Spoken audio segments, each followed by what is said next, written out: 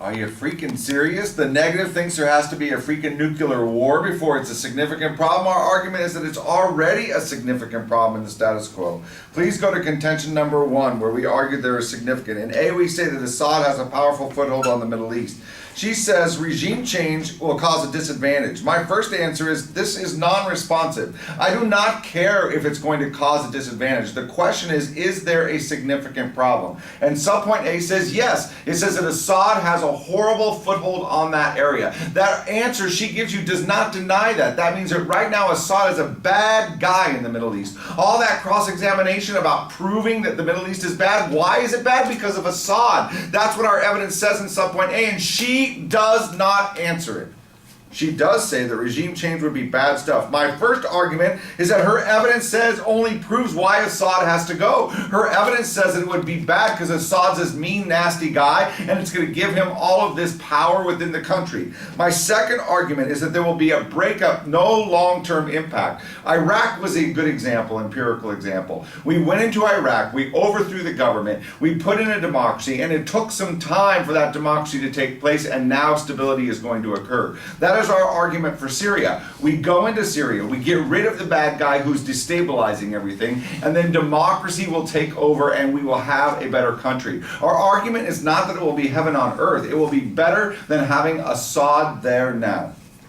Subpoint B, we argue that military intervention will open the door for regime change. And her argument is that military intervention will not result in regime change. My first argument is that her evidence does not prove that. Her evidence talks about a publicity war. Her evidence says that if we get involved, it will allow them to spin it in a particular way. My second argument, this is not a publicity war. This is a war with guns and tanks and bombs. We will win the war because our military is bigger than Syria's. There is no chance, no matter how much popularity he gets, no matter how much publicity he gets, he will not beat the United States military in this conflict. We will win with Assad. My third argument is that her evidence assumes we make up chemical weapons claims. We have already proven, and they have conceded, that the chemical weapons were used in Syria. No one is making that up. Her evidence is misinformed.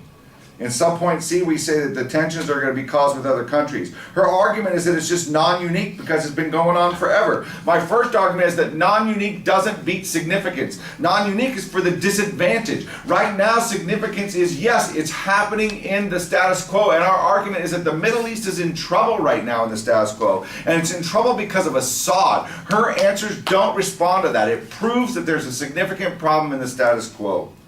Subpoint D, we say that the tensions are going to destabilize the region, and she says attacking Syria will destabilize. Again, she's arguing a disadvantage on my significance. Extend my argumentation. There is a significant problem in the status quo, and that is that those tensions are going to destabilize the region. My second argument is that her evidence doesn't say why we won't solve. Her evidence just makes the claim, oh, and it won't work. Why won't it work? Our evidence tells you why it will work. It gets rid of Assad, who has a stranglehold on his country. And when you get rid of him, like we got rid of Hussein, you allow democracy to work. Our argument gives you reasons why we think it will work. Make her argument give you reasons before you believe it.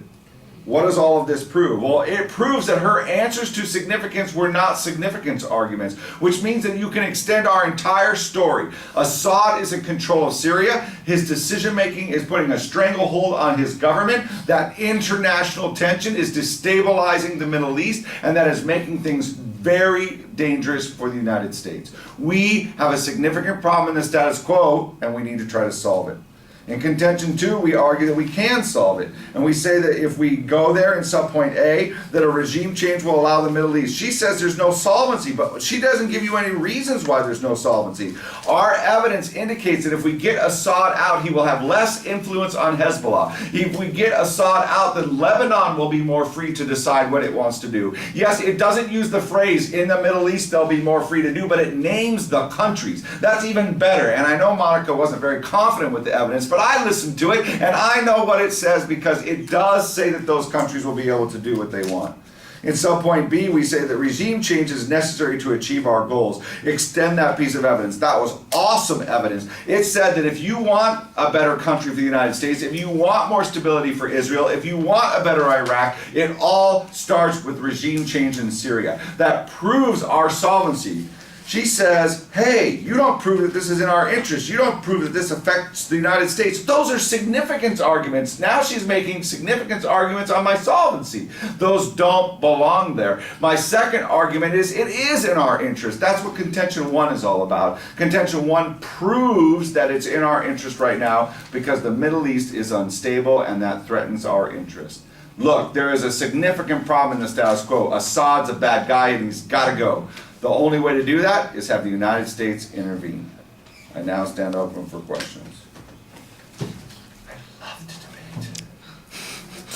So you point out that it threatens our interests. How does it threaten our interests? It threatens our interest because we rely on oil from the Middle East and we need a stable system over there to produce oil at a reasonable cost. Okay.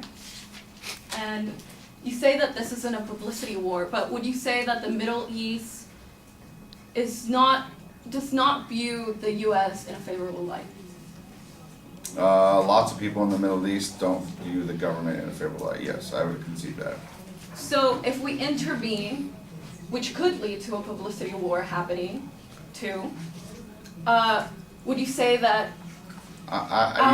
all that's true. Even if you win a publicity, I'm going to say that protecting our national interests and stop getting rid of Assad is far worth any negative image that we could create.